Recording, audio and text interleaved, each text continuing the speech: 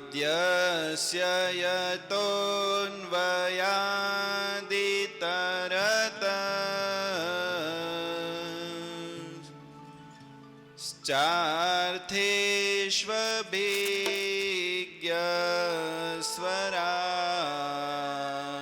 यतोऽन्वयादितरतश्चार्थेष्वभिज्ञस्वराट् तेने ब्रह्मरुदाय आदिकवये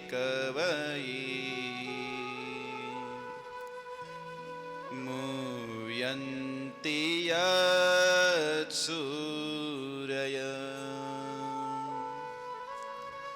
तेजो वारिमृदां यथा विनिमयो यत्र त्रिसर्गो मृषा धाम्ना स्वेन सदा निरस्तकुहकम्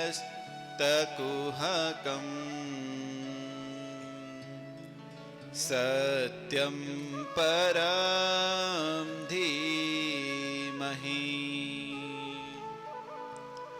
वर्णिवेशरमणीयदर्शनम् मन्दहासरुचिराननाम्बुजम् पूजितं सुरनरो तमेर्मुदा धर्मनन्दनमहं विचिन्तये नारायणं नमस्कृत्य नरं चैव नरोत्तमम्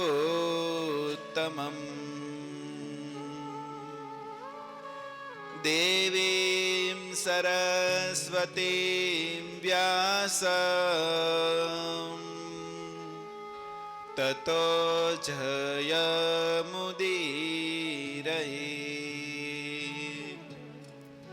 श्रूयतां देवदेवेश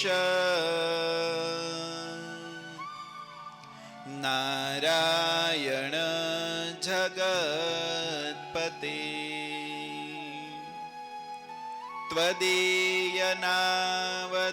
त्वदीयनावधानेन कथयिष्ये शुभा कथा कथयिष्ये शुभा कथा।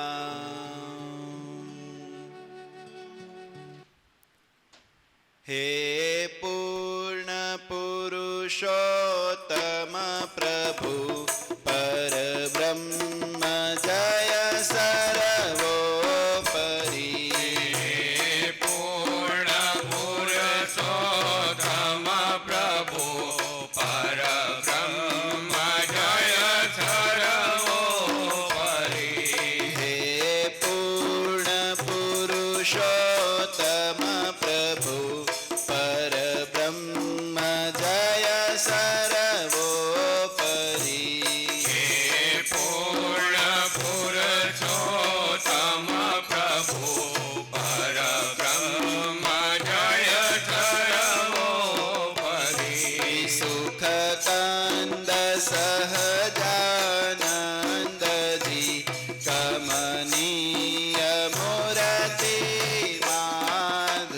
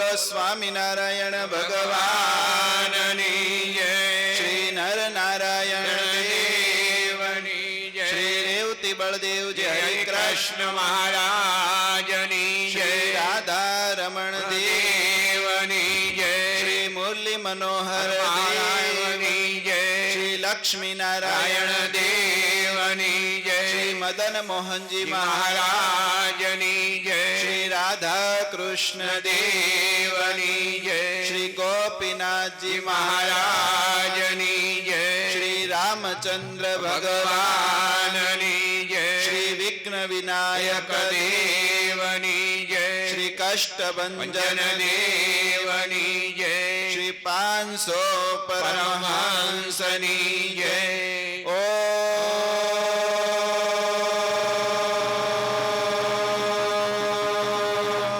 નમઃ પાર્વતી પતય હર હર મહાદેવ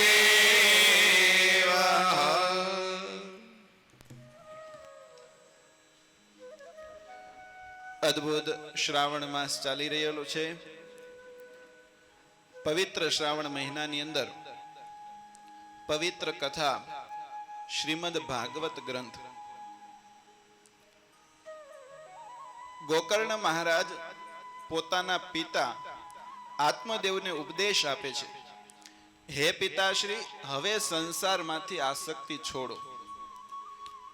એક ઉંમર થાય ને, એક અવસ્થા આવે, એક ઉંમર થાય પછી તમામ લોકોએ સંસારની આસક્તિ મૂકવી જ પડશે. એ વિના છૂટકો જ નથી. અને જો નહીં મૂકે તો દુઃખી થશે.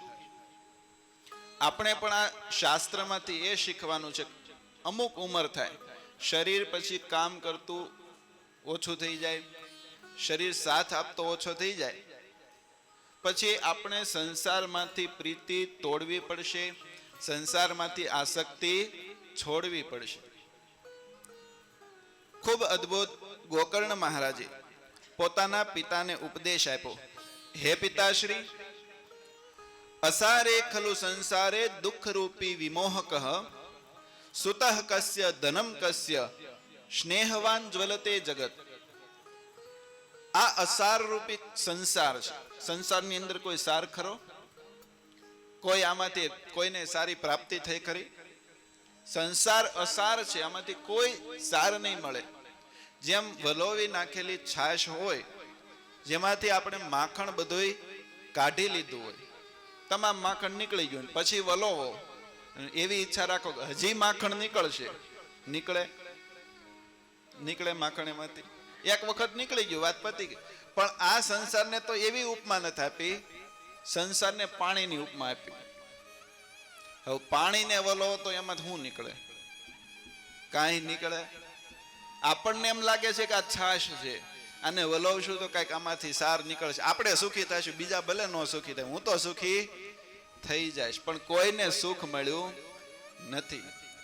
ગોકર્ણ મહારાજ કહે છે કે હે પિતાશ્રી, ન ચેન્દ્રસ્ય સુખમ કિંચિત ન સુખમ ચક્રવર્તિનઃ સુખમ અસ્તિ વિરક્તસ્ય મુનેરેકાંત જીવિનઃ. હે પિતાશ્રી, આ દુનિયાની અંદર તો સુખ નથી, પણ ઇન્દ્રને સુખ નથી.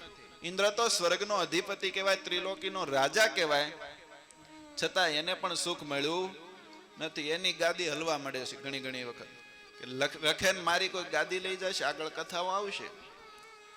ને ન ચૈન્દ્રસ્ય સુખમ, ઇન્દ્રને પણ સુખ નથી. નથી ચક્રવર્તિનઃ, ચક્રવર્તી કદાચ મોટો રાજા થઈ જાય. ચક્રવર્તી રાજા કોને કહેવાય?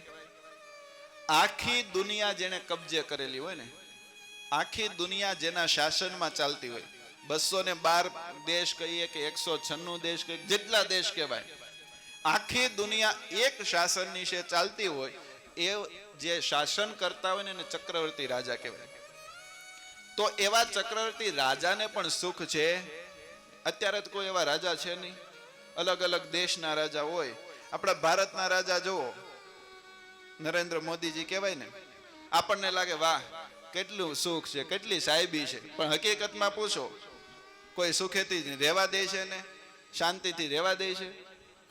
આપણી કરતા 1000 ગણી ઉપાધિ હોય અને આવે છે. સુખ મળતું નથી. કદાચ ગમે એટલી મોટી સત્તા પ્રાપ્ત કરી લઈએ, સુખ છે નહીં. તો સુખ છે કઈ જગ્યાએ? ગોકર્ણ મહારાજ કે સુખમ અસ્તિ વિરક્તસ્ય. તમે વિરક્ત થઈ જાઓ, સંસારમાંથી આસક્તિ છોડી અને સાધુ બની જાઓ. સાધુની અંદર સુખ છે. મુને રેકાંત જીવિનઃ. સાધુ મુનિ બની જાઓ, એકાંત જીવિનઃ. એકલા અટુલા, કોઈ ગુફા હોય, કોઈ જંગલ હોય, કોઈ સુંદર આશ્રમ હોય, ત્યાં જઈ અને ભગવાનનું ભજન કરો, ભક્તિ કરો, ભગવાનમાં પ્રીતિ લગાડી દો. એની જેવું બીજે કોઈ જગ્યાએ સુખ જ નથી. આવો ઉપદેશ પોતાના પિતાને જ્યારે ગોકર્ણ મહારાજે આપ્યો ને, વાત મનાઈ ગયો. વાત મનાવી તો જોઈએ ને. ઉપદેશ તો બધાય સાંભળે છે. આપણે કેટલા સમયથી કેટલા વર્ષોથી સાંભળીએ છીએ, પણ જ્યાં સુધી અડે નહીં ત્યાં સુધી કામ થતું નથી. પિતાને જ્યારે ઉપદેશ અડી ગયો, પિતાએ માની લીધું કે આ વાત સાચી છે, હવે સંસારમાં નથી રહેવું.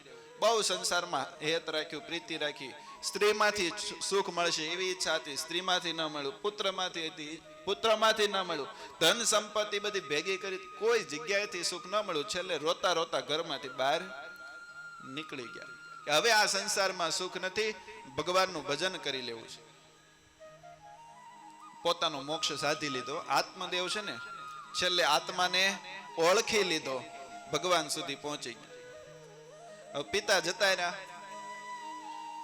સ્ત્રી હતી ધૂંધલી, પેલો ધૂંધુકારી દીકરો હતો ને, હવે મા પાસે પૈસા માંગે. મા મને પૈસા આપ, મારે પૈસા જોઈએ. અને વાપરવાના ક્યાં ખબર? સ્ત્રીની પાછળ, વેશ્યાની પાછળ પૈસા વાપરે. જગતમાં ફેલ ફતુર જેટલા હોય બધાય કરે છે. મા પાસેથી પૈસા માંગે, જેટલા હતા માએ આપ્યા, પછી એનું લિમિટ તો હોય ને. મા પાસેથી પૈસા ખૂટી ગયા. માર મારે છે માને, ગમે ત્યાંથી લાય પણ મને પૈસા આપ. પોતે કમાવા જાય નહીં. માને ખૂબ માર મારે, દરરોજ માર મારે. જેટલું હતું બધું લઈ લીધું. છેલ્લે મા પણ કંટાળી છે કે આ મારા જ કર્મને કારણે મને દુઃખ આવ્યું. જો હું પેલા સમજી હોત ને તો આવું દુઃખ મારે ભોગવવું પડત નહીં. અને છેલ્લે અતિશય દુઃખી થઈ. જ્યારે દુઃખ સહન ન થઈ શક્યું, દીકરો જ્યારે બહુ માર મારવા લાગ્યો, હેરાન પરેશાન કરવા લાગ્યો ને, પછી કીધું કે હવે નથી જીવું. કૂવો ગોતી કૂવામાં જંપ લાવીને મૃત્યુ સ્વીકારી લીધું, આત્મઘાત કરી લીધો. શું કરે? સહન ન થયું. હવે ધુંધુકારી એકલો થઈ ગયો. ગોકર્ણ મહારાજ હતા ભાઈ, પણ એને તો હવે સંસારનો ત્યાગ કરી અને એ પણ વિરક્ત થઈને યાત્રા કરવા માટે નીકળી ગયા છે કે આપણે તો યાત્રા કરશું, તીર્થધામની યાત્રા કરીએ. ધુંધુકારી એકલો છે. અને જ્યારે હાવ છૂટ મળી ગઈ, 5 સ્ત્રીને પોતાની ઘરમાં રાખી છે. 5 વેશ્યાઓને પોતાના ઘરમાં રાખી અને સંસારના સુખની અંદર આસક્ત થયો છે. પૈસાની જરૂર પડે, પૈસા કમાવા તો જાય નહીં. પછી શું કરે? આડાવડા ધંધા ચાલુ કર્યા. ગમે ત્યાંથી ચોરી કરી આવે, લૂંટફાટ કરી લે.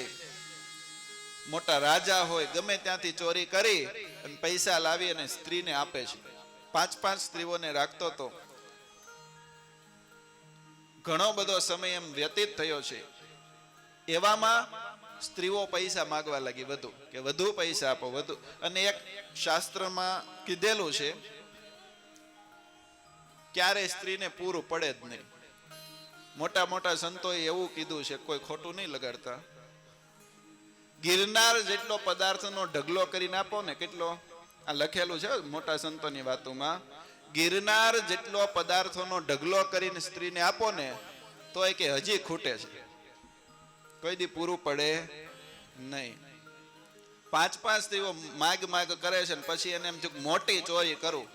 એક રાજાનો મોટો ખજાનો હતો, બધો ખજાનો લૂંટી ચોરી અને ઘેરે આવતો રહ્યો. જ્યારે એટલું બધું ધન જોયું ને, ઓલી સ્ત્રીઓ તો કઈ પત્ની તો હતી નહીં, વેશ્યાઓ હતી, ધનમાં આસક્તિ હતી. એટલે એમ થયું કે એટલું બધું ધન આવ્યું છે, એટલું બધું પૈસા સંપત્તિ, અને આ એક વખત પકડાઈ જવાનો છે. દરરોજ ચોરી કરે ક્યારેક તો પકડાય જ ને. 1 દિવસ ન પકડાય, 2 દિવસ ન પકડાય. ખોટું ક્યારેય છૂપું રહેતું જ નથી. પકડાયા વિના તમે ક્યારેય પણ અસત્ય કરશો, ખોટું બોલશો, એક દિવસ સામું સત્ય આવી જ જવાનું છે. સ્ત્રીઓને થયું આ એક પકડાઈ જશે ને તો આપણો વારો પડી જશે, એ કરતા આને એક પતો એનું પન્નું કાપી નાખો. પાંચેય સ્ત્રીઓએ ભેગી થઈ અને એ ધુંધુકારી જે હતો ને એને મારી નાખ્યો, ત્યાં દાટી દીધો. જેટલું ધન સંપત્તિ હતી ને પાંચેય સરખા ભાગે વેચીને નીકળી ગઈ.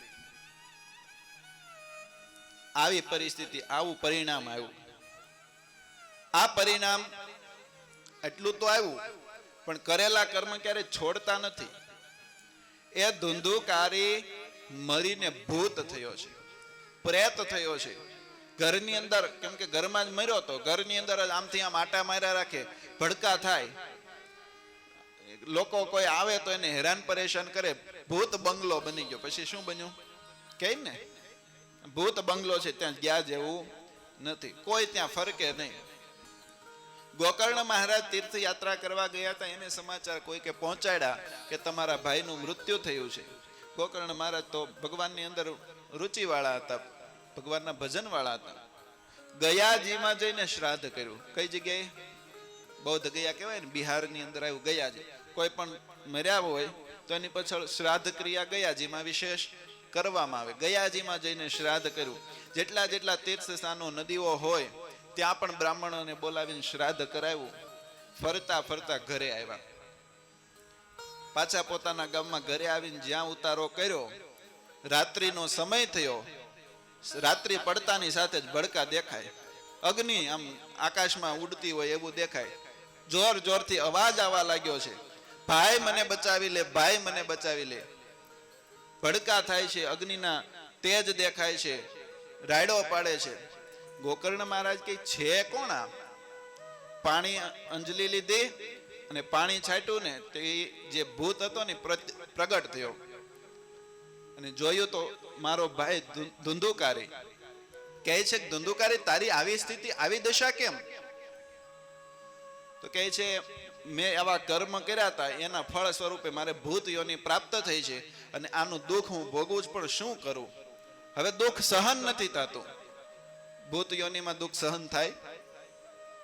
એ સહન ન થાય. એનું તો સંતોએ બહુ વર્ણન કરેલું છે.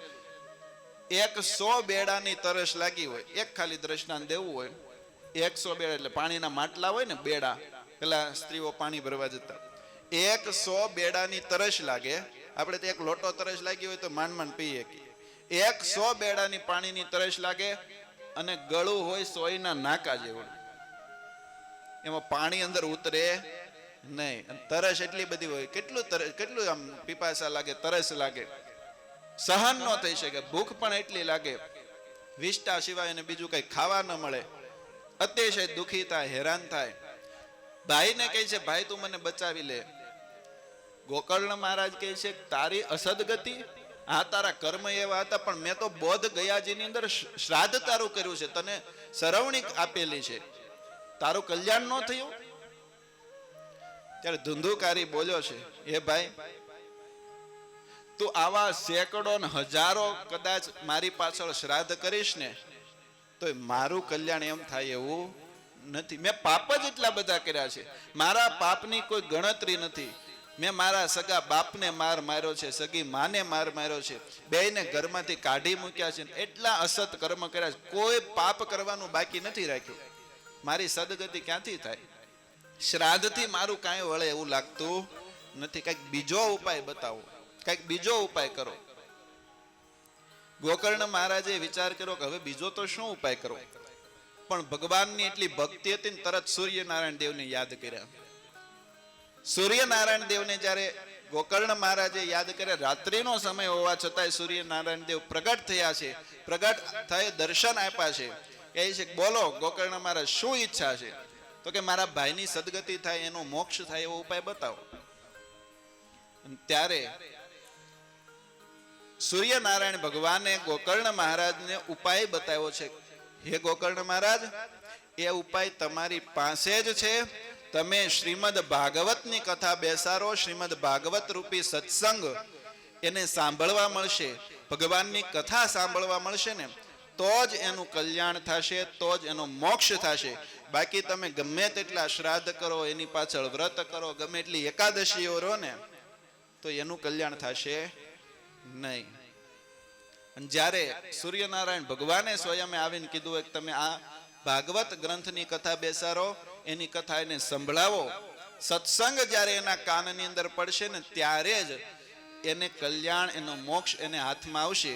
બાકી ભગવાનની કથા વિના એને ઉગરવાનો બીજો કોઈ ઉપાય નથી.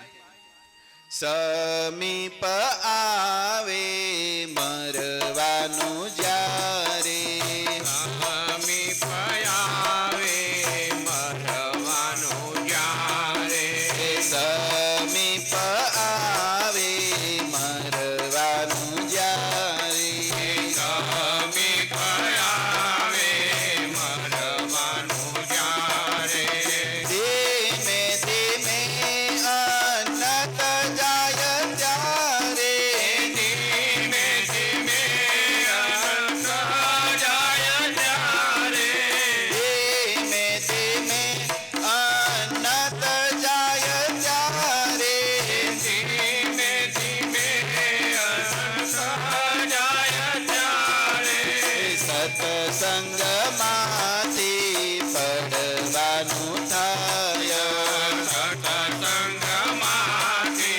પડવાનું થાય, સત્સંગમાંથી પડવાનું થાય, સત્સંગમાંથી પડવાનું થાય, ધીમે ધીમે કૃષ્ણ કથા તજાય, ધીમે ધીમે કૃષ્ણ કથા જાય, સમીપ આવે મરવાનું જ્યારે, સમીપ આવે મરવાનું જ્યારે, જ્યારે મરવાનું નજીક આવે ને ત્યારે એના અન્ન પાણી બંધ થવા લાગે, થઈ જાય ને, ધીરે ધીરે ખાવાનું ઓછું થઈ જાય, લિક્વિડ ઉપર આવે, પછી ધીરે ધીરે લિક્વિડ પૂરા થઈ જાય, મગના પાણી પણ ગળે ઉતરતા બંધ થઈ જાય, ખાલી શુદ્ધ જળ એ પીવે.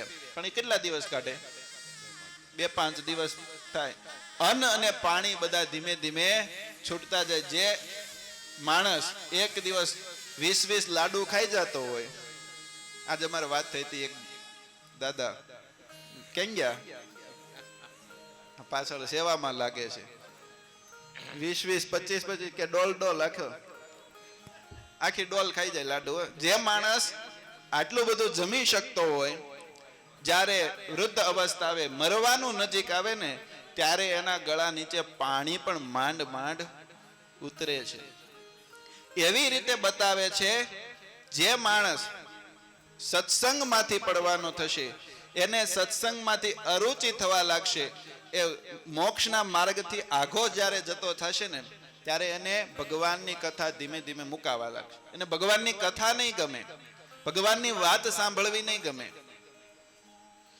અહીંયા ધુંધુકારીએ એ ઉપાય બતાવ્યો કે મને સત્સંગ સંભળાવો, ભગવાનની કથા સંભળાવો. સૂર્યનારાયણ દેવે પણ વાત બતાવી કે તમે ભાગવત રૂપી સત્સંગ જ્યારે એના કાનમાં નાખશો ને તો જ એનું કલ્યાણ થશે, બાકી કોઈ રીતે આનું કલ્યાણ થવાનું નથી. આ વાત સાંભળી ગોકર્ણ મહારાજે એક પોતાના ગામની અંદર સત્સંગ કથા પારાયણનું આયોજન કર્યું છે. સુંદર મોટો સભા મંડપ નંખાણો, વ્યાસપીઠ ગોઠવાણી, સ્વયં ગોકર્ણ મહારાજ કથા કરવા બેઠા છે અને ગામના તમામ લોકોને, બહાર ગામના તમામ લોકોને બોલાવીને કથા સાંભળવા માટે કીધું, આમંત્રણ આપ્યું છે, કથા સાંભળવા આવજો. આમંત્રણ તો બધાને મળે, પણ આવે કેટલા? અહીંયા કીધું ને, સત્સંગમાંથી પડવાનું થાય, ધીમે ધીમે કૃષ્ણ કથા તો જાય. જેને સત્સંગ રૂચતો હોય એને જ સત્સંગમાં કથામાં ગમે છે, બાકી તો ભગવાનની કથા કોઈને ગમતી નથી. આવ્યા ઘણા બધા લોકો ગામથી પરગામથી આવ્યા. હવે પોતાનો ભાઈ ધુંધુકારી હતો, એને પણ કથા સંભળાવી. મુખ્ય કથા તો એને, શ્રોતા તો એને બનાવવાનો હતો. હવે એને રાખવો ક્યાં, બેસાડવો ક્યાં? એ તો ભૂત હતો. ભૂતને બેહાડે તો બીજા કોઈ બેસે? એટલે એને બેસવા માટે એક સ્થાન આપ્યું. કોઈ જગ્યાએ બેસી નહોતો શકતો એટલે ગોકર્ણ મહારાજે એક વાંસ ખોડ્યો છે, 7 ગાંઠો વાળો એક વાંસ. એની અંદર કીધું છે કે આની અંદર તું રહી જાય એટલે તને કોઈ હલાવી ચલાવી નહીં શકે, તારા પવનથી પણ તારો હલન ચલન નહીં થાય, એક જગ્યાએ સ્થિર બેસીને કથા સાંભળી શકીશ. 7 ગાંઠ વાળો એક વાંસ ગોત્યો છે, એમાં એને સ્થાપન કર્યું છે. કીધું કથા સાંભળજે, એકાગ્ર ચિત્ત થઈને કથા સાંભળજે. ગોકર્ણ મહારાજે કથા ચાલુ કરી. એક દિવસ જ્યારે કથા પૂરી થઈ તો એક ગાંઠ તૂટી, બીજો દિવસ બીજી ગાંઠ તૂટી, ત્રીજો દિવસ ત્રીજી ગાંઠ, ચોથો દિવસ, પાંચમો દિવસ, છઠ્ઠો દિવસ, 7 દિવસ જ્યારે પૂરા થયા 7 ગાંઠો છે એ તૂટી ગઈ છે. અને એ ધુંધુકારી જે ભૂત હતો, જે પ્રેત હતો, એ પ્રેત આત્મા છોડી અને હવે દિવ્ય શરીરને ધારણ કર્યું છે. આ શ્રીમદ ભાગવતનો પ્રતાપ છે. માણસનું તો કલ્યાણ કરે, પણ ભૂત પ્રેત હોય ને એનું કલ્યાણ કરી દે. આપણે નક્કી કરવાનું છે, આપણે માણસમાંથી ડાયરેક્ટ મુક્ત બનવું છે કે વાયા થઈને પછી બનવું છે. સમજાણું? એમાં માણસમાંથી પ્રેત બનીએ, પ્રેતમાંથી ભૂત, એટલે ભૂત પ્રેત બનીને પછી કથા સાંભળવી છે વાંસમાં બેસીને, કે પછી ડાયરેક્ટ અત્યારે માણસ છીએ ત્યાં જ કથા સાંભળી લઈએ તો કઈ ભૂતમાં વાયા થવું પડે? અને એ પાછી ગોકર્ણ મહારાજ જેવા વક્તા મળે, દીકરા પાછળ કોઈ કથા બિહારનારા મળવા જોઈએ, એવા વક્તા ને એવા શ્રોતા બધું ભેગું કરે ને ત્યારે કઈક આપણું કલ્યાણ થાય. વાંસમાં બેઠા હોય તો આવું થાય, થાય તો થાય, નહીતર બાકી પણ રહી જાય. દીકરા કથા જ ન કરે તો શું થાય? પણ એ કરતા જ્યારે માણસનો દેહ આપણને ભગવાને આપ્યો છે એ સમયે જ ભગવાનને યાદ કરી લેવા. છેલ્લે આ ધુંધુકારી જે મુક્ત હવે બની ગયા છે એને ગામના લોકોને ઉપદેશ આપ્યો છે. હે ગ્રામજનો, મેં તો મારી જિંદગી ફેલ કરી નાખી, જિંદગી બગાડી નાખી, મેં મારા જીવનની અંદર સારું કામ નથી કર્યું, મારા ભાઈએ મારો મોક્ષ થાય એવો ઉપાય કરી દીધો જેથી હું તો બચી ગયો. તમે ધ્યાન રાખજો. અસ્થિ સ્તંભમ સ્નાયુબદ્ધમ માંસ શોણિત લેપિતમ ચર્માવનદ્દમ દુર્ગંધમ પાત્ર મૂત્ર પુરીશયો. આ જે ઉપદેશ છે ને, મને આમ તો સંસ્કૃતમાં વધુ રુચિ છે, એટલે એમ થાય કે આમ સંસ્કૃતના વિવેચન કરતા જઈએ. આ શ્લોકને સમજવાના પ્રયત્ન કરજો. અસ્થિ સ્તંભમ, આ એક ઉદાહરણ આપેલું. અસ્થિ એટલે હાડકું, હાડકાનો થાંભલો. શું છે? કલ્પના કરજો, એક હાડકાનો થાંભલો છે. સ્નાયુબદ્ધમ, એ થાંભલાને ચારે બાજુ સ્નાયુઓ વીંટળાવી દીધા છે. માંસ શોણિત લેપિતમ, અને માંસ છે એને ફરતું વીંટાળી દીધું. શોણિત એટલે લોહી એની ચારે ફરતું વીંટાળી દીધું. જેમ કલર કરી દે ને એમ લોહી ફરતે વીંટાળી દીધું. હવે આવો લોહીનો થાંભલો હોય પછી એની ઉપર ચરમા વનદ્દમ, ચામડાનું એક આછું પાતળું એક લેપ મારી દીધો. એટલે અંદર માલ શું છે કોઈને ખબર પડે નહીં. ચામડાનું એક સુંદર ચામડું હોય ને એનો લેપ, કોઈકને ધોળું હોય, કોઈકને મીડિયમ હોય, કોઈકને કાળું હોય, પણ ચામડાનો એક લેપ લગાવી દીધો. દુર્ગંધમ પાત્ર મૂત્ર પુરીશયો, અને એ માંસ લોહી બધું ભેગું થાય તો કેવું હોય? દુર્ગંધ મારે ને, એમાં કઈ સારી સુગંધ તો આવે નહીં. એ થાંભલો મૂત્ર અને પાશ એનો ભરેલો છે. બહારથી ખાલી ચામડી એક થોડીક હારી લગાડી દીધી છે, એટલે આપણને લાગે છે કે વાહ, જ્યારે આઈનામાં જોવે ને કાચમાં, વાહ કેવો હું રૂપાળો લાગુ છું. સેલ્ફી લે, હવે તો કાચને જોવાની સિસ્ટમ જતી રહી. માથું વળવું હોય ને તો કાચમાં ન જોવે, ઓલા કેમેરામાં જોવે. સેલ્ફી ઓલે કે વાહ હું કેવો રૂડો રૂપાળો લાગુ છું. પણ હકીકતમાં એ છે શું? આપણે આ માણસ છીએ ને, એક અસ્થિનો હાડકાનો થાંભલો છે, ચારે બાજુ બધું વીંટળાવી દીધું છે, ઉપર ચામડી મઢી દીધી છે. પછી વાળને કાળામાંથી ધોળામાંથી પાછા કાળા કરીએ, દાઢીને કરીએ, નામ કરીએ, લાગે રૂપાળા, પણ અંદર કાંઈ સારું નથી. ગોકર્ણ મહારાજ ધુંધુકારીએ બધા ગ્રામજનોને ઉપદેશ આપ્યો છે, ભલા માણસો ધ્યાન રાખજો.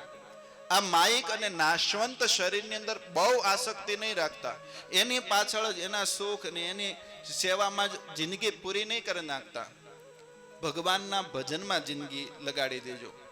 જરા શોક વિપાકાર્તમ રોગ મંદિર માતુરમ દુષ્પુરમ દુર્ધરમ દુષ્ટમ સદોષમ ક્ષણ ભંગુરમ. આ શરીર કેવું છે? જરા શોક અને વિપાકાર્તમ. આને વૃદ્ધ અવસ્થા આવી જાય છે એટલે ગમે એવું સારું દેખાતું હોય ને, બાળક નાનો હોય ને તો બધાને રમાડવાની ઈચ્છા થાય, અને એનો એ વ્યક્તિ 60 વર્ષ પૂરા થઈ ગયા પછી કોઈ રમાડે ને? દીકરા એને કઈક બાપા ઘરે બહાર જાવ ને, અહીંયા હું આખો દી ઘરમાં ને ઘરમાં હેરાન કરો છો બધાને. એનો એક છોકરો હતો, જ્યારે એના મા બાપ હતા એને રમાડવા માટે તેડતા હતા કે મને હું રમાડું. એનો જયારે મોટો થઈ ગયો, જરા અવસ્થા આવી ગઈ, વૃદ્ધ અવસ્થા, કોઈને જોવો ગમતો નથી. જરા શોક, આ માણસના શરીરની અંદર વારંવાર કાંઈક ને કાંઈક દુઃખ આવે, શોક આવે. વિપાકાર ભાત ભાતના રોગ આવે છે. આ રોગનું મંદિર કહેવાય છે. શરીર છે એ કેવું છે? રોગનું મંદિર છે. અહીંયા રોગ આવવાના જ. એટલા માટે શાસ્ત્રમાં એવું બતાવ્યું છે, રૂવાડે રૂવાડે બબ્બે રોગ છે. કેટલા? આપણા શરીરના રૂવાડે બબ્બે રોગ છે. હવે રૂવાડા કેટલા છે શરીરના એ કોને ખબર છે? અંદાજે, કઈ બધાના કોઈ હરખા ન હોય. શરીરના રૂવાડા કેટલા છે? 3.5 કરોડ. કેટલા? 3.5 કરોડ રૂવાડા છે. એક રૂવાડે બબ્બે રોગ થાય તો કેટલા રોગ થયા? હા, ગણિત બધાનું પાકું છે હો. પૈસાનો વહીવટ હાલતો હોય ને કરોડોમાં, એટલે ધ્યાન રાખવું પડે ને. આટલા બધા રોગ આપણા શરીરમાં છે ને, હમણાં રોગ એક આવ્યો ને તો આખી દુનિયાને આમ હાલક ડોલક કરી દીધી. આખી દુનિયાનું અર્થતંત્ર વીખી નાખ્યું. એક જ રોગ. કયો? એક કોરોના આવ્યો, આખી દુનિયાને બધાને હેરાન પરેશાન કરી દીધી ને. અને એ રોગ હતો કેટલો? નાનો અમથો, જોવો તો મળે નહીં ને. એવું કે એક ચમચીની અંદર આવી જાય એટલો છે. આખી દુનિયાનો ભેગો કરો ને, એક ચમચીમાં આવી જાય એટલો છે. પણ આખી દુનિયાને હેરાન કરી દીધી કે નહીં? આ શરીર રોગનું મંદિર છે. દુષ્પુરમ, જેમ ગંદુ પૂર હોય ને, નગર હોય, ઘણા એવા ઘર ગંદા હોય, નગર ગામ ગંદુ હોય, એમ આ શરીર એક દુષ્પુરમ, ખરાબ પૂર છે. દુર્ધરમ, આને ધારણ કરવું બહુ અઘરું છે. વારે વારે કાંઈક ને કાંઈક આમાં દુઃખ આવતું હોય છે. દુષ્ટમ, આ શરીર કેવું છે? દુષ્ટ છે. વધારે આપણને કોઈ હેરાન કરતો હોય તો બહારનો માણસ હેરાન નથી કરતો. કોણ હેરાન કરે છે? આપણું શરીર જ આપણને હેરાન કરે છે. શરીર જ આપણને દુઃખ આપે છે. સદોષમ ક્ષણ ભંગુરમ, દોષ વાળું છે ને ક્ષણ ભંગુર છે. ગમે તેટલું સાચવતા હોય એક ક્ષણની અંદર નાશ થઈ જાય, બાકી ન રહે. નાશ કરવો હોય તો અરે એક ક્ષણની અંદર તો હજારોના નાશ થઈ જાય, એવા શરીર છે. છેલ્લે કહે છે કૃમિ વિડ ભસ્મ સંજ્ઞાંતમ શરીરમ ઇતિ વર્ણિતમ. આ શરીરની ગમે એટલી સાચવણી કરો, ગમે એટલું ધ્યાન રાખો, છેલ્લે 3 જ ગતિ છે. કેટલી? 3 ગતિ છે. શરીર ગમે એટલું સાચું હોય, ગમે એટલું સારું હોય, પણ એ શરીર જ્યારે પડે છે, શરીર મૂકીને જીવ જ્યારે ઉડી જાય છે, નીકળી જાય છે, ત્યારે શરીરની શું ગતિ થાય છે? તો કૃમિ, એ શરીરને અંદર કૃમિઓ, જીવડાઓ પડી જાય. જો પડ્યું રાખો તો એની અંદર જીવડાઓ પડી જાય ને, એને જીવડાઓ કોતરીને ખાય. આ શરીરની છેલ્લે કિંમત શું થાય? જીવડાઓને ખાવામાં કામ આવે.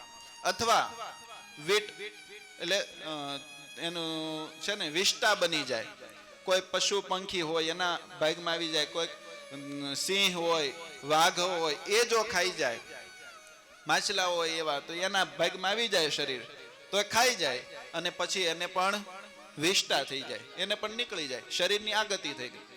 અને છેલ્લે આ બે નો થયું હોય તો ભસ્મ થઈ જાય. શરીરને જ્યારે સાચવી અને શમશાને લઈ જાય, ત્યાં અગ્નિદાહ આપે, બધું કરે, જ્યારે અગ્નિ બધો સળગીને ઠરી જાય ત્યારે શરીર હતું ક્યાં ગયું? ભસ્મ થઈ ગયું ને. એનો પછી એક ભસ્મ ભરવું પડે, અને ગંગાજીમાં કે ઘેલા નદીએ કે પછી દેવ સરોવરમાં પધરાવવા આવવું પડે કે હાલો બાપાનું કલ્યાણ થાય. આવું શરીર છે. એટલે અહીંયા કહે છે ધુંધુકારી, હે વાલા ભક્તો, તમે આ ધ્યાન રાખજો. શરીરની અંદર એટલી બધી આસક્તિ નહીં રાખતા, શરીરનો મોહ નહીં રાખતા. બહુ સુંદર ઉપદેશ આપ્યો છે.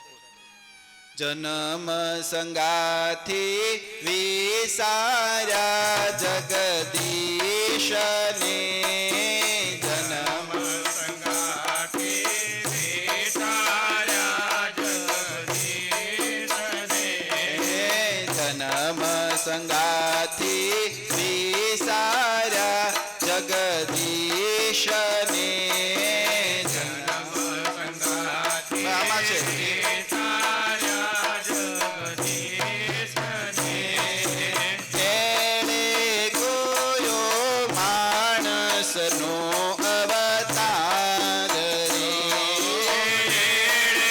કોયો માણસનો અવતાર રે, સગુણથી કોઈ જાણે તારા જીવનો, સગુણથી કોઈ જાણે તારા જીવનો, એ સપના દેવો આ સંસાર જાણજે, એ સપના જેવો જૂઠો આ સંસાર રે, અંતરમાં કપટીને ઊંડી ઈર્ષા, અંતરમાં કપટીને ઊંડી ઈર્ષા, સાધુ જનનો લેશન કીધો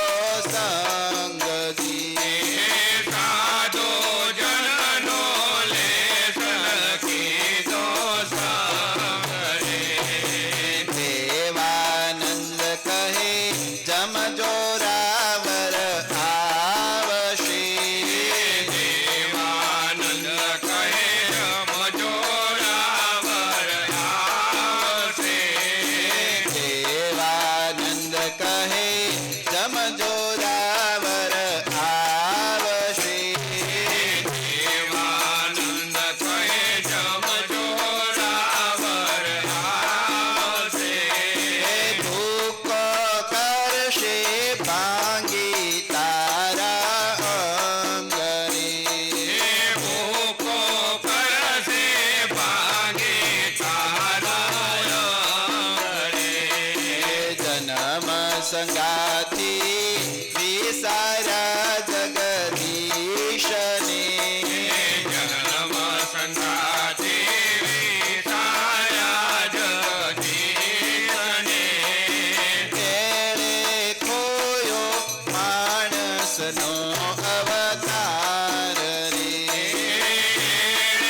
કોયો માણસનો અવતાર રે, દેવાનંદ સ્વામીએ કેવું સુંદર આપણને સમજાવ્યું છે. જે ધુંધુકારીએ ગામના લોકોને ઉપદેશ આપ્યો ને એ જ આપણા નંદ સંતોએ આપણને ઉપદેશ આપ્યો છે. ભલા માણસ સમજી જાજે, જન્મ સંગાથી જે ભગવાન છે જગદીશ એને નહીં ભૂલી જાતો.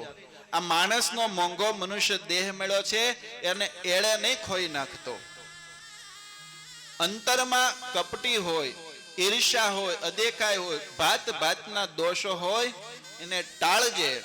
કેમ ટળે? સાધુ જનની સંગ કીજીએ. સાધુ સંતોનો સમાગમ કરી તમામ પ્રકારના દોષોને ટાળી ભગવાનમાં પ્રીતિ કરી લેજે. નહીતર જો આ નહીં સમજીશ, આ શાસ્ત્રના ઉપદેશો સંતોની વાતોને નહીં સમજો તો છેલ્લે દેવાનંદ સ્વામી એટલું કીધું, જમ જોરાવર આવશે. શું આવશે? આવે કે ન આવે? આટલો ઉપદેશ આપ્યો હોય, એટલી વાતો કરી હોય છતાંય ન સુધરે, ન સમજે તો છેલ્લે તો જેને શું કે ઉપદેશ અસર ન કરે ને એને પછી ધોકા અસર કરે. જમદૂતો આવશે ને ધોકા મારશે, ભૂકો કરશે તારા અંગને અંગ. આખા તમામ શરીરના અંગો અંગમાં જ્યારે ધોકા પડે, માર વાગે ત્યારે સુધરે. પછી પસ્તાવો થાય કે બહુ ભૂલ કરી. આ કરતા સંતો કહેતા હતા, કથાની અંદર ગયા હતા, જો ત્યારે ભગવાનમાં પ્રીતિ કરી લીધી હોત, ભગવાનનું ભજન કરી લીધું હોત ને તો વાંધો નહોતો. આવો પસ્તાવો ન કરવો પડે. એટલે ધુંધુકારી કહે છે કે ભલા માણસો તમે સમજી જાજો. એમ કઈ ધામમાંથી મુક્તો આવ્યા છે, મુક્તો વિમાન લઈને આવ્યા છે. ધુંધુકારીને કીધું છે, ધુંધુકારી તું આ વિમાનમાં બેસી જા, અમે તને ધામમાં તેડી જઈએ. તમામ લોકોના દેખતા છતાં જ ધુંધુકારી વિમાનમાં બેઠો છે, એનું કલ્યાણ થયું છે, ભૂત મટે અને મુક્ત બની ભગવાનના ધામની અંદર સીધાવી ગયો છે. સારું લાગે તાળી પાડજો, એનું તો કલ્યાણ થઈ ગયું ને. પણ ગામના લોકો બધા ભેગા થયા, એને એમ થયું અમારા વિમાન ક્યાં? કથા તો બધાએ સાંભળી હતી ને, આ બધાએ કથા સાંભળી, એક ધુંધુકારીનું જ કલ્યાણ થયું, અમારા વિમાન ક્યાં? ગોકર્ણ મહારાજને કહે છે, ગોકર્ણ મહારાજ આ એકની માટે વિમાન આવ્યું, મારી માટે અમારી માટે કેમ ન આવ્યું? ગોકર્ણ મહારાજે વિચારમાં પડ્યા, આનું કારણ શું? જેટલા કથા સાંભળે બધાનું કલ્યાણ થવું જોઈએ ને. જ્યારે અંતરની અંદર વિચાર કર્યો, તપાસ કરી છે, ત્યારે ખબર પડી કે એટલા વિમાન આવ્યા કેમ નહીં. જોયું ને પૂછ્યું, બોલો કથાની અંદર શું આવ્યું હતું?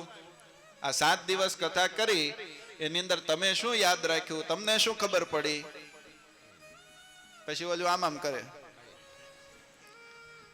કે આવ્યું તો બહુ સારું હતું, બહુ સારી સારી વાતો આવી હતી, પણ શું વાત આવી હતી એ ખબર નથી. 7 દિવસ એ સપ્તાહ પારાયણ હતી, આપણે તો મહિનો છે, કઈક તો યાદ રહી જશે ને, નહીં રહી જાય?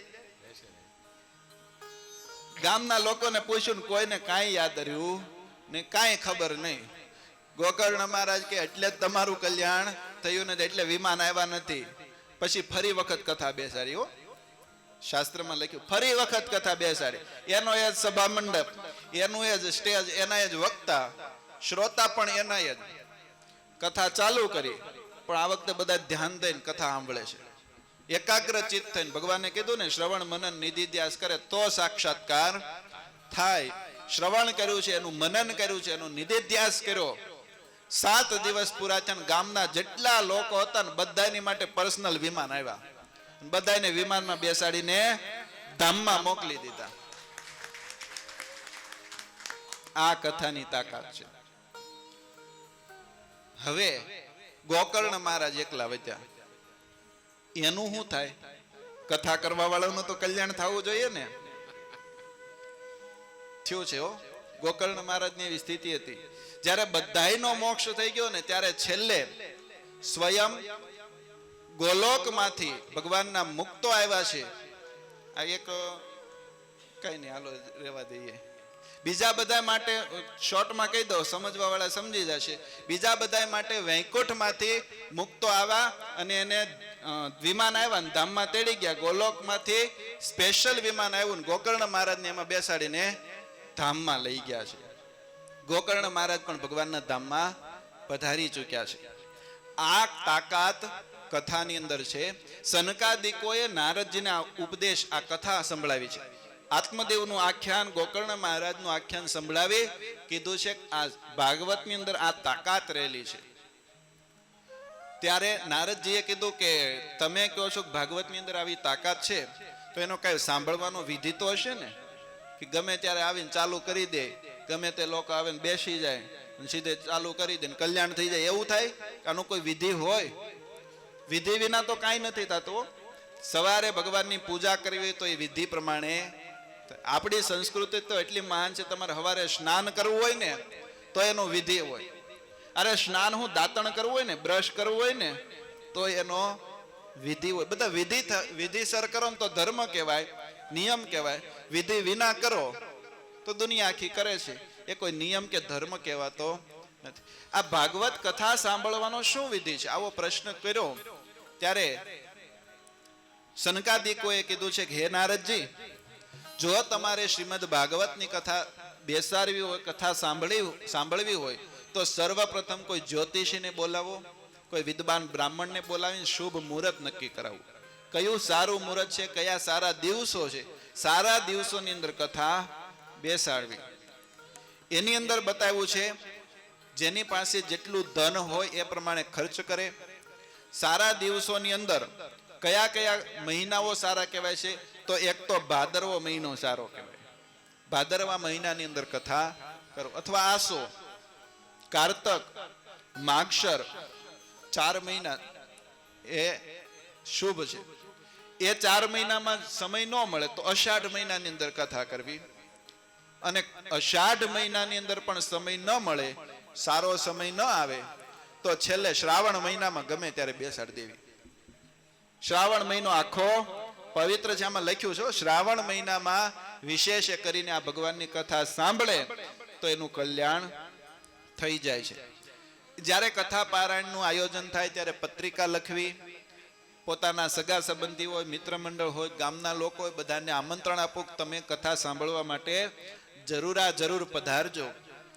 એમના જે આવનાર લોકો હોય એને બેસવાની વ્યવસ્થા આપવી, એને જમવાની વ્યવસ્થા આપવી, કંઈક પ્રસાદ આપવો. આપણે આપે છે ને, જે પણ કાંઈ પ્રસાદ હોય એ શ્રોતાઓને પ્રસાદ આપવો. એમના નિવાસ સ્થાન, જો મોટો ઉત્સવ હોય તો એને રહેવાની, જમવાની, નિવાસ સ્થાનની વ્યવસ્થા કરવી. કથા કઈ જગ્યાએ કરવી, સ્થાન તો જોઈએ ને, તો સ્થાન બતાવ્યું છે કે કોઈ તીર્થ સ્થાન હોય ને ત્યાં જઈને કથા કરવી. કઈ જગ્યાએ? તીર્થ સ્થાનમાં. આપણું મહેસાણા શું છે? તીર્થ સ્થાન છે ને. જે જગ્યાએ સ્વામિનારાયણ ભગવાને પોતાના બનાવેલા બધા નિયમો મૂકી દીધા હોય અને એવું સ્થાન ભગવાને કીધું હોય કે અહીંયા મહેસાણાની અંદર અમારે બીજા કોઈ નિયમ લાગુ પાડવા નથી. કસળીબાઈનો ભાવ જોઈ, કસળીબાઈની ભક્તિ જોઈ અને સંતોને હરિભક્તોને એવું કહી દીધું કે ભલે એકાદશી રે અમે બનાવી છે ને, એકાદશીની કોઈ ચિંતા કરશો નહીં. સવારે નાવાનું બાકી છે ભલે નાવાનું બાકી, દાંતણ બાકી છે ભલે દાંતણ બાકી, આજે ખીચડીના દાંતણ કરો એવું ભગવાને કહી દીધું હોય. સંપ્રદાયમાં કોઈ જગ્યાએ આવું છે? કોઈ જગ્યાએ ભગવાને આવી લીલા કરી?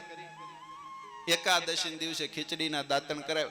આવું ભગવાનના ચરણ રજથી અંકિત પ્રસાદીનું સ્થાન, આવા સુંદર દેવ અહીંયા બિરાજમાન હોય. મૂર્તિને જોવો, હસતા ઘનશ્યામ મહારાજ, કેવા સુંદર મહારાજ. ભગવાનની મૂર્તિઓ છે, નર નારાયણ દેવની મૂર્તિ, જેને સ્વયં મોટા મહારાજે એવું કીધું હોય કદાચ તમે કાલુપુરમાં દર્શન કરવા ન આવી શકો ને તો અહીંયા મહેસાણામાં બિરાજમાન નર નારાયણ દેવ છે એના દર્શન કરો તો પણ ત્યાં દર્શન કર્યા બરોબર ફળ મળશે. આવા તીર્થ સ્થાનમાં બેસીને ભગવાનની કથા સાંભળવી. એવું તીર્થ સ્થાન ન મળે તો પછી પવિત્ર પોતાનું ઘર હોય એ રૂમ સાફ સફાઈ કરીને એક આસન બિછાવીને પણ કથા વાંચી શકાય છે, સાંભળી શકાય છે. ઘણા બધા નિયમો આપ્યા છે. આ વિધિ વિધાનો છે. પછી વિધિ વિધાનની અંદર એવું આવ્યું, વક્તા કેવા હોવા જોઈએ. વક્તા પણ હોવા જોઈએ ને કંઈક સારા, જેનાથી સામેવાળાને ઉપદેશ લાગુ પડે. એટલે અહીંયા શાસ્ત્રની અંદર બતાવ્યું, વક્તા હોય દરરોજ સવારે ભગવાનની પૂજા કરતા હોય, ભગવાનનું પૂજન કરે, ગણેશજીનું પૂજન કરે, વેદ શાસ્ત્રના અર્થને સ્પષ્ટ રીતે કહેવામાં સમર્થ હોય. વક્તા કેવા હોવા જોઈએ? કોઈ શ્લોક હોય, શાસ્ત્રના અર્થ હોય, રહસ્ય હોય, સ્પષ્ટ રીતે કહી શકતા હોય. બોલે શું ખબર જ ન પડતી હોય કે આ વક્તા કહે છે શું, તો એવા વક્તા આ ભાગવત માટે યોગ્ય. હું કહું છું તમને સમજાય તો છે ને?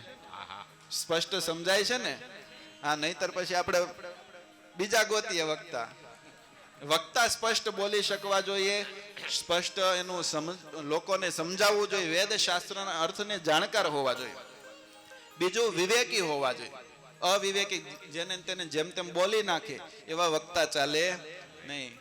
એટલે અમારે કાઠિયાવાડમાં તમને શબ્દ ઉપરથી તો ખબર પડી ગઈ છે કાઠિયાવાડી છે, પણ એ કાઠિયાવાડમાં એમ કે ઉધડા લઈ લે, સામેવાળા બેઠેલા શ્રોતાઓને ઉધડા લે, એ વક્તા ચાલે નહીં.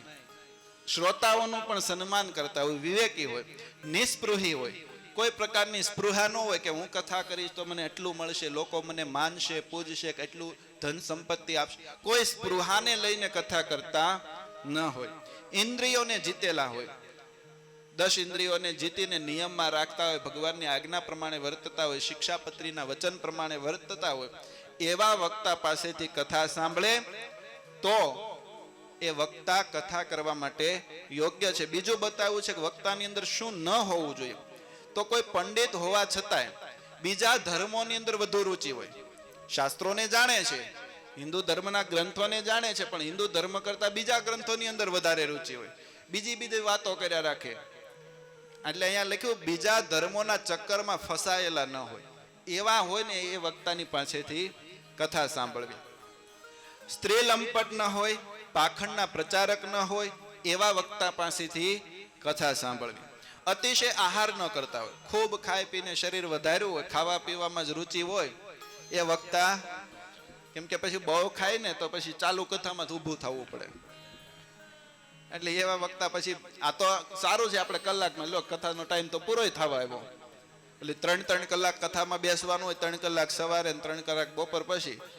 બહુ શરીર ખાઈ પીને પુષ્ટ કર્યું હોય પછી બેસીએ કે નહીં, એવા વક્તા હોવા જોઈએ નહીં.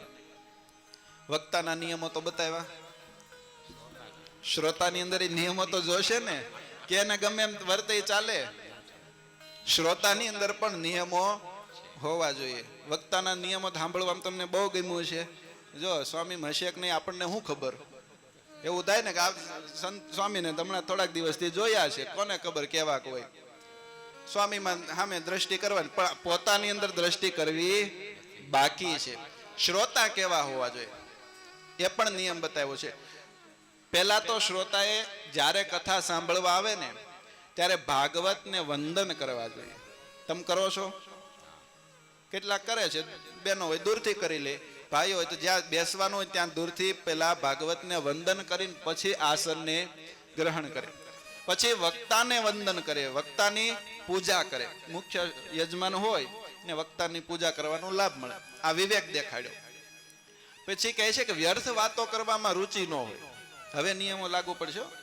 બેઠા બેઠા બીજી વ્યર્થ વાતો કરે, મોબાઈલ ખોલીને બેસે તો એ પછી શ્રોતા યોગ્ય કહેવાય નહીં. શક્તિ હોય તો ઉપવાસ કરીને કથા સાંભળે. હવે આવ્યું 1 મહિનો શ્રાવણ મહિનામાં કરો, હાલો થાય, અઘરું પડી જાય ને. ના, આપણે કોઈ પાસે કરાવવા નથી. એટલે શક્તિ હોય તો ઉપવાસ કરીને કથા સાંભળે. એટલી બધી શક્તિ ન હોય તો ઘી દૂધ દૂધનો આહાર કરી અને કથા સાંભળે. આ પણ શક્તિ ન હોય તો આખું ફરાળ કરે, ફરાળ કરીને કથા સાંભળે. એ પણ શક્તિ ન હોય તો એક ટાઈમ ભોજન કરીને કથા સાંભળે. એ પણ શક્તિ ન હોય તો 1 મહિનો એકટાણા કરવાના થાય તો અઘરું પડી જાય ને. કોણ કરીએ કે લો કયો? એક છે શુરવીર, એ તો તમારી શક્તિ પ્રમાણે. અહીંયા શાસ્ત્રમાં કીધું શક્તિ પ્રમાણે કરવું. છેલ્લે એટલી શક્તિ ન હોય ને તો જમજો, તમારે જેટલું જમવું એટલું, પણ કથાની અંદર હાજરી આપજો. પણ એટલું ન જમતા કથામાં બેસી ન શકો, વારે વારે 2-3 વખત ઊભું થવું પડે. એટલો આહાર કરવો, સુખેથી બેસીને કથા સાંભળી શકાય એટલો આહાર કરનાર શ્રોતા હોવા જોઈએ. કથા જ્યાં સુધી સાંભળતા હોય ત્યાં સુધી બ્રહ્મચર્યનું પાલન કરવું, પતરાળીની અંદર ભોજન કરવું, ભાવ દૂષિત અને વાસી હોય એવો ખોરાક લેવો નહીં. કોઈ ભાવનાથી દૂષિત હોય, કોઈને દુખી કરીને આપણે ખાતા, એકલો ખાતો હોય તો એવો આહાર કરવો નહીં. કામ, ક્રોધ, મદ, માન, મત્સર, લોભ, દંભ, મોહ, દ્વેષ આ બધાને પોતાની પાસે ફરકવા પણ ન દેવા.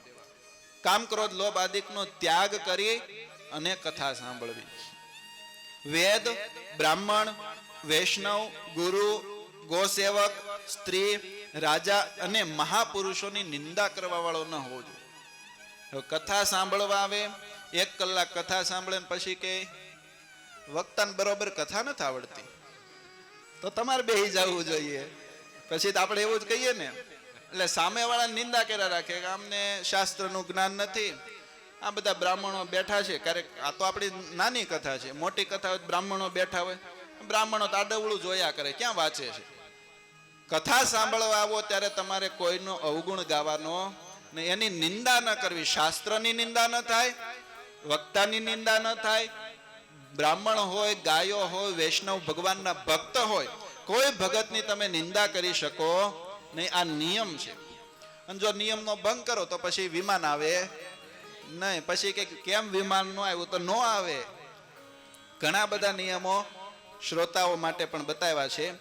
જ્યારે આવી બધી વાત સનકાદિકોએ નારદજીને કીધી છે અને એ સમયની અંદર ભક્તિ દેવી પોતાના પુત્ર જ્ઞાન વૈરાગ્યને લઈ અને પાછા સભાની અંદર તમામ લોકોના દેખતા આવ્યા છે અને કહે છે કે હે સનકાદિકો, તમે અમારી ઉપર બહુ કૃપા કરી અમને આજે સુખી કરી દીધા, અમારું તમામ પ્રકારનું દુઃખ તમે દૂર કરી દીધું.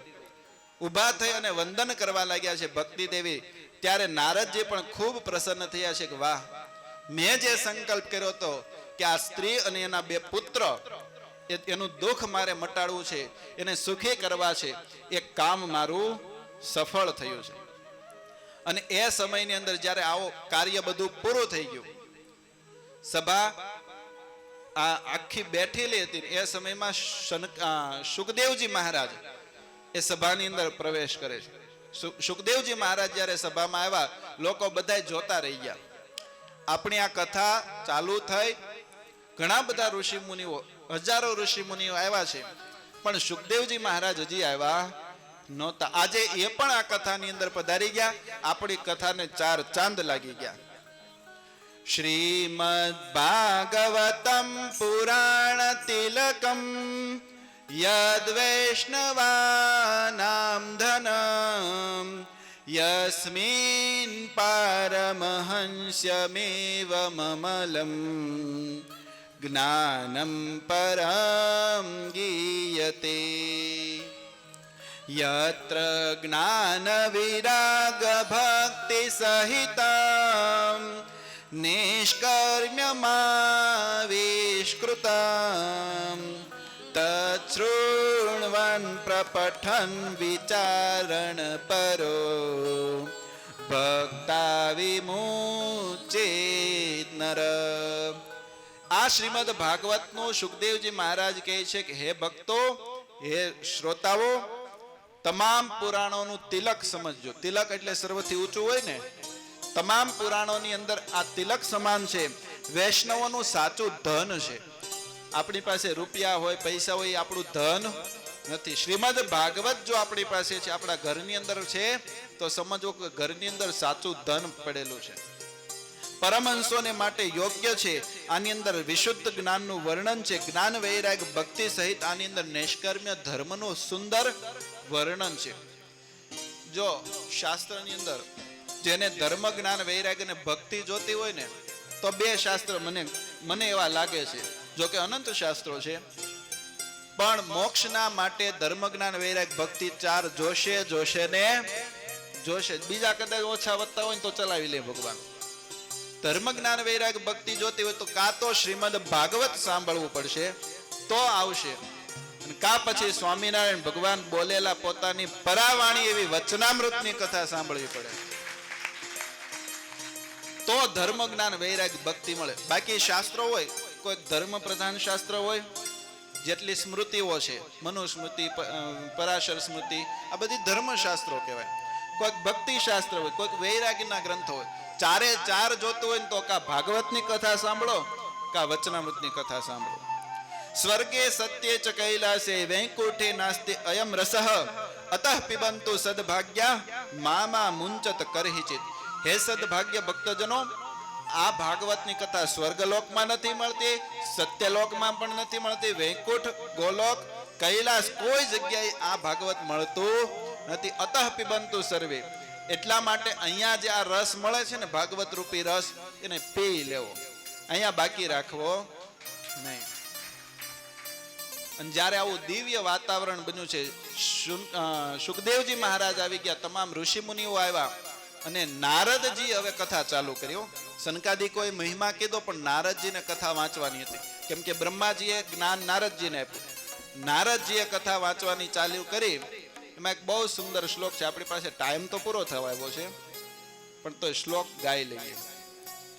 પ્રહલાદ સ્થાલધારી તરલ ગતિ તયા 14 કાંસ્ય ધારી વીણાધારી સુદર્શિ સ્વર કુશલતયા રાગ કર્તાર્જુનો ભૂત ઇન્દ્રો વાદિન મૃદંગમ જય જય સુકરા કીર્તને તે કુમારા યત્રાગ્રે ભાવભક્તા સરલ રચનયા વ્યાસપુત્રો બભૂવો. સમજાણું કઈ? બહુ સુંદર શ્લોક છે. નારદજી કથા વાંચવા તૈયાર થયા છે. આપણે તો અહીંયા જો સંગીતના એક તબલાવાળા છે, એક ઢોલકીવાળા છે, બે જીલવાવાળા છે. પણ નારદજીએ જ્યારે સર્વપ્રથમ કથા વાંચી, પ્રહલાદજી આવી ગયા છે ને હાથમાં કરતાલ ધારણ કરી લીધી. હું કરતાલ વગાડીશ. હતા કાલે આપણે છે કરતાલ ધારી છે. પ્રહલાદજી કોણ? સ્વયં પ્રહલાદજી કથાની અંદર કરતાલ હાથમાં લઈને કરતાલ વગાડવા આવી ગયા છે. ઉદ્ધવજી ઝાંઝ લે છે. ઝાંઝ ઉદ્ધવજીએ ઝાંઝ લીધા છે. કથા ચાલુ થાય તો હું ઝાંઝ વગાડીશ. નારદજી સ્વયં વીણા લઈને ધ્વનિનો નાદ કરવા લાગ્યા છે. અર્જુનજી આવ્યા છે, સુંદર સુંદર રાગના આલાપ કરવા લાગ્યા છે. ઇન્દ્રએ મૃદંગ લીધું છે. આનાથી થોડું મોટું આવે મૃદંગ. ઇન્દ્ર સ્વયં મૃદંગ લઈને બેસી ગયા છે. સનકાદિકો જય જયના નાદ કરવા લાગ્યા છે. સુખદેવજી જાત જાતના અંગ ભંગી કરી નાચવા લાગ્યા. સુખદેવજી મહારાજ નાચતા જાય. જ્યારે કથા થતી હોય વચ્ચે સુંદર ભગવાનના શ્લોકો આવે, કીર્તનો આવે તો નાચવા લાગ્યા. આવા મોટા મોટા લોક મર્યાદાને મૂકી, શરમને મૂકી નાચવા લાગ્યા. એવી આ સુંદર કથા છે. જે પણ ભક્તો આ કથાનું શ્રવણ કરે એના તમામ પાપો નાશ થઈ જાય છે. એ શબ્દોની સાથે અત્યારની કથાને વિરામ. બોલો સ્વામિનારાયણ ભગવાનની જય. શ્રી નર નારાયણ દેવની જય. શ્રી દેવતી બળદેવજી હરિકૃષ્ણ મહારાજની જય. યજમાન પરિવાર આવી જાય.